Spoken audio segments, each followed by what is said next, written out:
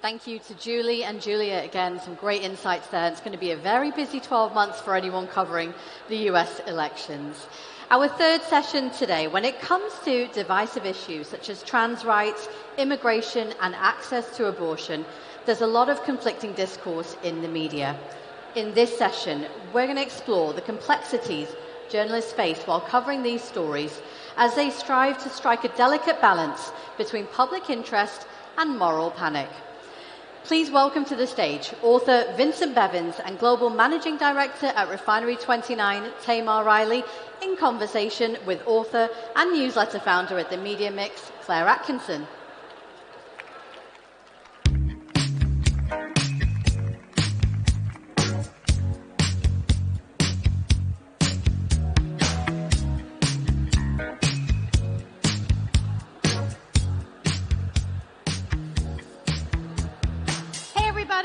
How's everybody doing today? We're here to talk about the contentious, which is always a good thing for journalism. I have with me Vincent Bevins, Tamar Riley. Tamar is Global MD with Refinery 29. Vincent is a former foreign correspondent for the likes of the LA Times, the FT. So let's start off with Tamar. Tell us a bit about Refinery 29. What kind of contentious topics do you cover there? Yeah, thank you. So we are the leading media and entertainment business speaking to young women, non-binary individuals, and underserved and underrepresented communities around the world. We very much sit comfortably in a taboo, is the way I'd put it. There are a lot of gaps in representation across traditional women's lifestyle media, and we're happy to try and fill those voids. We want to make sure that our audiences feel like they can see themselves in the content that we cover, and that may range from topics like abortion, trans rights, sexual assault, the Me Too movement, even periods and plus-size fashion. We really do cover a broad scope of what women's lifestyle means and where those voids are. And talk about diverse voices too. I mean, you're thinking about how to make sure there are lots of different people representing these topics, right? Yes, absolutely. So we look to our audience to make sure that we're continually asking them for feedback on where there are gaps in representation, to make sure that we're fulfilling them. We also have dedicated space. So we have Unbothered, which is our brand, our sub-brand within Refinery 29 that speaks specifically to black women in America, and we have a UK version which talks about the black British experience, and Somos, which is for our Latin audience in the US. Got it. So let's talk about abortion. That's a radioactive topic for a lot of people. I'm sure lots of your readers want to read about the topic and understand how the law is changing. Tell us something about your political activism here, because this is a topic that is not about giving both sides. It's more about you taking a side and deciding you are going to champion women's rights and decide that abortion is something that you want to decriminalize in the UK. Tell us a bit about that effort. Yes, of course. So when talking about those voids, there's a huge lack of representation. When we look at our data, we know that 1 in 3 women in the UK under the age of 45 have had an abortion, and yet it's barely spoken about. And we know that the reason for that is the fact that it's a taboo and there's a huge stigma around this conversation and this topic. And the root of it all comes down from the fact that even though in 1967 abortion was legalized from a medical point of view, it's still seen as a criminal offence, which is an 1861 law, which is incredibly old-fashioned, but that law still that still exists. It's still a criminal offence to have an abortion in the UK today. So Refinery 29 spoke to our audience. 90% of our audience didn't know that this was still the case, and felt very strongly that we have to do something about this, because the reality of that law means that there are barriers to access, whether that is where the abortion bills are taken, who is administering them. You know, it's administered by charities at the moment, not by the NHS directly. Abortion access is very hard in the UK to make sure that somebody has that service when they need it, which is a very timely service. All of that stems from the fact that this law is still in place. So Refinery 29 campaigned. We partnered with the British Pregnancy Advisory Service alongside Mary Stopes, the two leading charity partners, to campaign and to petition to remove this law. We've got 37,000 signatures to date. We are continuing to campaign. Refinery 29 as a media brand does not sit on the fence. We very much are passionate about these issues that affect our audience, and we want to create real-world change. So through our journalism, through our campaigning, and working with Parliament, we're hoping to make an incremental change that will affect the lives of our readers. Tell me in what way that could be contentious. I mean, do you ever think, let's give the pro-life side of this, or would your readers just reject those kind of stories? Our readers are very much we're listening to our readers on what they want. Our readers need access. This is a healthcare issue. This is not a political issue. This isn't a legal issue. This has to be addressed as a healthcare issue, and that's the way our audience see it too.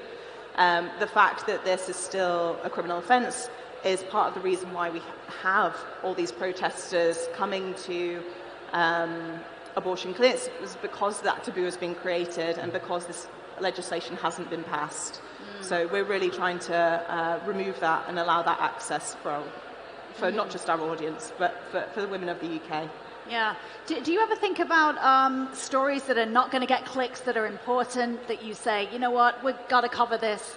I don't know if it's going to traffic or generate interest, but let's just try it? I think it's really important that we stand firm on our beliefs of what our audience needs to hear and see, and what we hear from them. We use data at the heart of everything that we write to understand what an appetite is and how to package content in the right way. I think when 1 in 3 women is affected by this issue, it's touched everybody, and it's not just women it touches the entire population who are affected. So we know it has relevance. Got it. Let's turn to Vincent. You cover stories that are unpopular with governments. What are some of the challenges that you experience in publishing stories? What kind of pushback do you get? How do you make sure that you're staying true to the story under incredible pressure sometimes? Yeah, thank you. Excuse me. Yeah, so I cover international news, which is very often quite contentious, especially when you're from the government. When you're from the country with the largest military in human history, often that government is deciding which country to bomb and who to kill. And in order to decide if they're telling the truth about their intentions and their reasons for who they're going to kill, you have to do robust journalism, right? You have to be willing to you have to listen to what the government is saying, but you have to also be willing to actually analyze whether it's true, which is something that we are increasingly under pressure to not do for economic reasons, right? And I think the real reason for this is that there's no longer a business model for journalism in general, but especially for international journalism and serious global investigative reporting. So with less and less people dedicated to doing the kind of thing that I'm supposed to be doing, it becomes much easier for the government of the United States or the UK or any other of the powerful countries in which my outlets tend to be based to simply say something, to leak some claim about some bad country to the press, and then for there to be no pushback. And in order to try to push back against those claims, you really have to have all your ducks in a row, because they're going to come after you. They're going to find any holes in the story if you happen to be wrong. And that requires funding, that requires resources, that requires people dedicated full-time to doing this. And unfortunately, the resources for that are going away. So you find yourself in a professional situation in which trying to hold to account the most powerful military that's ever existed becomes more and more difficult. And it is, I don't see an easy way out of this. I think it's worse than when I started 15 years ago in international journalism. And I think it's going to be worse in 5 years unless we make a concerted effort to try to figure out how to actually fund international journalism. Tell us about some of the stories that you've worked on. How many, are you part of a team? Are you well-resourced? How much time do you get to do these complicated stories? And give us some examples of those fantastic stories that you've written. Yeah, I mean, so there's less and less time and there's less and less resources. I started working as a correspondent for the Financial Times around 13 years ago in Brazil, and then I worked for the Los Angeles Times, and then for the Washington Post. And my first book was about the U.S.-backed massacre of approximately 1 million innocent people in Indonesia. And this was made possible, even at the time, even when journalism was much more robust, because people in major outlets, even supposedly progressive or critical outlets, just believed the things that the governments were telling them. And so when I started 13 years ago covering Brazil for the Financial Times and then for the Los Angeles Times, there were at least people that would work full-time trying to understand things in a given country. Now what you tend to have is newspapers relying on stringers and freelancers that have maybe 3 hours, 5 hours to dedicate to a story that they'll earn $300 for, which means they're not going to be in a position to really push back against the most powerful people in the world. They often are not even able to push back against the editor back in New York or London that says, well, I think the story is this, or I have a feeling that this will get us a lot of clicks. If you're a freelancer, you don't have the ability to say, well, I know that it's wrong. Because if you say that, you lose your $400 and you're not going to be able to pay rent again for another month in Beirut or whatever, which is the basis of a lot of international journalism now. So tell us about Brazil. You were based there. What are the kind of stories that you covered? Was it corruption? What kind of pieces did you file? Yeah, so I got there to cover what seemed to be an economic boom, a country that was emerging onto the global stage, and things started to fall apart. There was an anti-corruption campaign aimed very squarely at one party, which we only found out later was more corrupt than the people that it was investigating.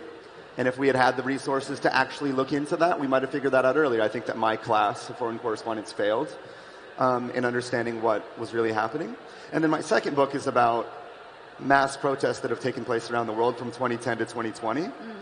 And we have a lot of very relevant right now. We have protests around the world, pro-Palestinian, marches in France to protect the rights of Jewish people. Tell us what the book's about. Yeah, the book tries to tell the story of the 2010s as if the most important thing that happened in that decade is mass protests. They got so large that they dislodged or fundamentally destabilized existing governments. So I started in what is called the Arab Spring, and then I go to Turkey, Brazil, Ukraine, Hong Kong, Indonesia, Chile. And again, this is a position that journalists are put in where they have to do something very, very difficult, which is there is this explosion of people onto the streets with often contradictory and conflicting demands. This is something that is very hard to understand, even if you know the language, even if you've been studying these social movements for years. But then you have like 3 hours to come up with an explanation that will please your readers somehow, please your editors, and then deep, deep down, whether we admit it or not, journalists these days know that they're affected by the knowledge of what's going to get clicks and what's not going to get clicks. What's going to get retweets, what's not going to get retweets. And again, I think my class, foreign correspondence for the largest English language publications in the world, failed in interpreting these very important protest explosions because we didn't have the ideological or material resources to actually say, okay, I need to learn what's happening. Instead, what people did is they saw what they wanted to see in the square, whether that was in Cairo or Ukraine or Hong Kong, and they said what they knew would do well, what would be good for their careers, often with tragic consequences. Oh, that's quite some accusations there. I'm interested to know how you would grade the media on covering what's happening right now in the Middle East with Israel and Hamas. The BBC, CNN, the New York Times all offered apologies for their coverage of the attack on the Gaza hospital. How do you think people are doing covering? Obviously, there's a lot of propaganda out there right now. It's very difficult to sift through reality when Gaza is very difficult to access. Tell me how you grade the coverage that you're seeing. I think it's a mess. I think it's really tragic. Not only the people that are dying, as we sit here right now, but the ways in which we're failing, I think, to come up with any kind of coherent explanation of what's actually happening. The elephant in the room with what's happening right now in Gaza and with everything that I've been talking about is social media, right? Whether we like it or not, whether to admit it to ourselves or not, journalists these days are really writing for social media first. People get their news from social media. Even if they click on the story to go to the New York Times article later, which most people don't, they're getting their news from social media. And what I think the current bombardment of Gaza makes clear is that it's very easy these days just to lie. You could just lie. And the people that like the implications of that lie will retweet it, will cause it to go viral for a few days, and then eventually you'll have to say, oh yeah, well, actually that was a lie, but it was too late, right? They've already used that lie as a justification to kill these people or kill those people. So I don't think we're doing great. I mean, I'm glad that journalism still exists. I mean, there are some amazing war reporters out there, right? Nick Robertson from CNN, I was watching today. He managed to get into Gaza. He couched his reporting in very careful terms to say, I'm here with the IDF.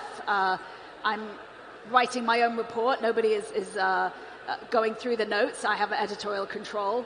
And so I think he was doing a very good job of showing us what he was able to see in very careful terms. What are the solutions to these problems, do you think? You mentioned, I mean, you gave me the headline of the whole session here saying that you think the business model of journalism is dead. Yeah. Tell me, what are the solutions to this? And Tamar, I'd like to bring you in, and we'll talk about monetization of journalism. Well, yeah, so just to be clear, I think that certain types of journalism are still profitable if you do them right for a while, but serious international reporting, a set of journalists that have as their vocation, as their profession, to create the first draft of history on a global scale, there's no more business model for that. It's gone. You have some people sort of running on the fumes of previous business models, but that type of activity, the thing that I was sort of brought into the industry to apparently do 15 years ago, I think no longer has a business model in the capitalist economy. There's no way to find, as far as I can tell, in the existing market structures of our global capitalist economy, a way to pay for that. I think, yeah, very right. To separate the type of industries that we work in, and it's a very different business model. Sure. Working in lifestyle journalism. So in lifestyle journalism, traditionally we've been entirely ad-backed and advertiser-funded revenue model. We, as every lifestyle publisher has been over the last few years, have been diversifying the way that we think about revenue and how we work with clients in different ways, and also how we work with our consumers in different ways to get direct revenue from our consumers in certain spaces, through e-commerce, through consultancy, and through advertisers. So it really is a case at the moment of balancing those different income streams and making sure that we're actually setting ourselves up for future success so that we can continue telling these stories and closing those gaps in representation. And it's a very tricky environment. It is, but we're seeing growth. We're on a path to profitability. So I mean, I've been chatting to some advertisers this week and asking them, you know, how are you feeling about the environment right now? They're taking money away from social media, then blacklisting specific terms around the war. Abortion's a topic most advertisers don't want to be around. How do we square that circle when news in the final quarter of the year needs all the funding it can get to budget for next year, and war is a topic advertisers don't want to be around? Contentious topics don't necessarily drive that advertiser interest. How do we get over that? I think that it's twofold. It's an education to clients from a point of view of where we can make sure that there's a continuous dialogue with clients about the type of content that we're covering and the scope of what that will look like. Refinery 29 is a very brand safe space. That we know that we have good relationships with our clients and they can come to us for those honest conversations. Our content is diverse enough in the mix that we can tailor and cherry pick where needed. Where our advertisers impact what we write about, that doesn't exist. So our editorial freedom is incredibly important to us. If there are topics that we feel need to be we need to cover, we need our journalists on the ground writing about, an advertiser will not affect that. Yeah. In the same way that we will not work with advertisers if we don't believe that they stand true on our morals. So as an example, Refinery 29 would never work with a weight loss company. That's something we don't believe in. I can give many, many examples, but holding our morals and our mission true means that we not only work with advertisers that feel connected to us in that brand mission, but also we resonate with our audience in a more powerful way. Yeah. Vincent, where are you reading the good journalism? Where is the most contentious, effective international journalism out there right now? If it's not in big mainstream outlets, where is it? No, I think it is to some extent. I mean, I think that independent outlets that are doing quite important work. I think in the next panel, my colleague from the Intercept Brazil is about to take the stage, and they did some incredible work breaking stories that would have been very difficult for the mainstream media to cover. But also, I mean, again, I keep saying this, but it's the business model, right? So the Financial Times, I think, does great. It's a great world news section, and it's because of their audience, they have the resources to send 100, 120 people to live around the world and to really dedicate their lives full-time to covering a given story. And if they have to weather, a bad day on Twitter, that's okay. They can, spend years learning a story. So I'm certainly very glad that the big mainstream outlets still exist. I'm very wary of those that cheer for the destruction of traditional journalism, because I don't think that something better is going to magically grow out of the ground. You're going to get tech oligarchs entering the space and just creating PR firms disguised as journalism, I think. So I do I do pay attention to what's going on in big state-run outlets, BBC, Al Jazeera. I look at the Financial Times, and I look at independent journalists that are finding ways outside of those big newsrooms as well.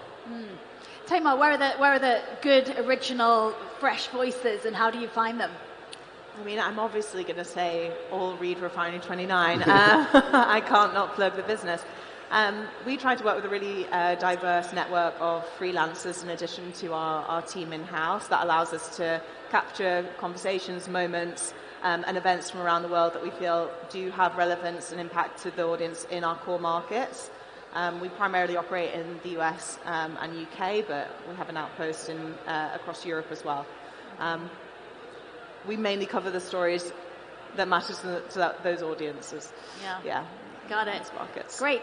Final thoughts, Vincent, before we wrap up. We got a minute left. Where do we buy your book? Tell us again the title. Oh, yeah. The new book is called If We Burn, The Mass Protest Decade and the Missing Revolution. I gave a book talk last night in downtown Lisbon. I think it ends up being, strangely, the book is also about this panel. It's about the very difficult task that you'll never resolve. The best journalism that you could ever fund, that you could ever imagine, will always have to grapple forever with contentious stories like life is contentious, politics is contentious, what matters to human beings is contentious. And part of that book is a critique of the ways in which we've done a bad job so far. But I think even in the best possible world, journalism must be constantly critiquing itself forever in order to be the best version of it that it can. But for me, the question of business model, of where the money's supposed to come from, is not a technological problem. It's not a business problem. It's a political problem. I think as a society, we have to decide if we want journalism, because I think if we don't have journalism, we're not going to have democracy. And there's no way to fix this with like the right funding source or it's like a new gadget. Great. Tamar Riley, Refinery 29, and Vincent Bevins, thank you for joining our conversation today. Thank you.